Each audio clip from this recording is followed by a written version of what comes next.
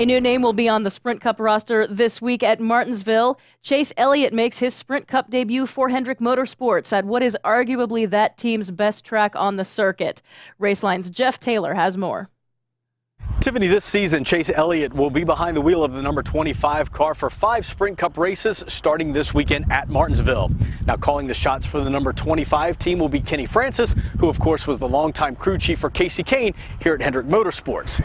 This will be a great weekend for Elliott to start running in the Sprint Cup Series since the Xfinity Series has the weekend off.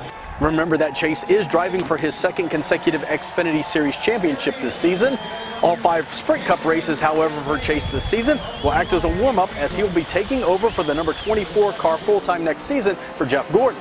While excited about this opportunity, Chase Elliott knows that he will not be replacing the legendary Jeff Gordon.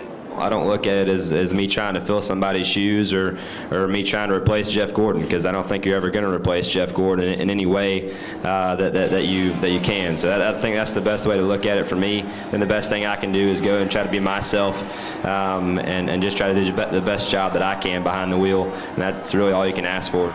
Now, there are 2 interesting footnotes to this weekend's race at Martinsville for Chase. The first is the fact that he's only run 2 races at this speedway, and they were both behind the wheel in the Truck Series.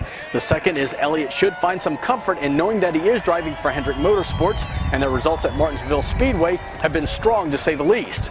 In fact, Hendrick Motorsports has more wins at Martinsville Speedway than any other team in NASCAR, 22. And his teammates for this weekend, Dale Earnhardt Jr., Jimmy Johnson, and Jeff Gordon, have 17 of those 22 victories. Tiffany? Okay, thanks a lot, Jeff. Well, you've probably heard already that Brian Vickers is out of his ride again at Michael Waltrip Racing. And again, it's because of blood clots in his legs. The problem has plagued Vickers since 2010, when he had to step out of the Red Bull Racing Toyota. Brian spoke to the media last week at Auto Club Speedway about his condition and his foreseeable future. By no means have I given up.